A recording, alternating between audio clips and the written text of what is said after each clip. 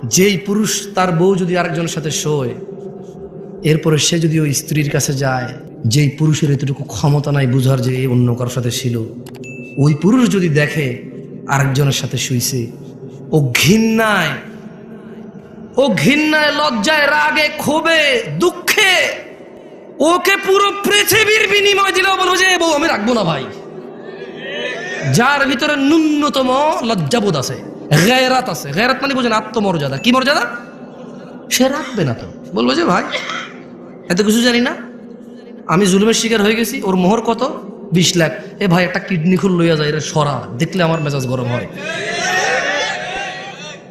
আল্লাহ এরকম বলবে।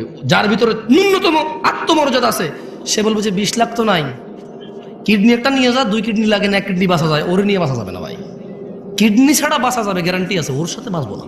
ও আমাকে ধোকা দিছে, ও আমার বংশ মর্যাদা নষ্ট করছে।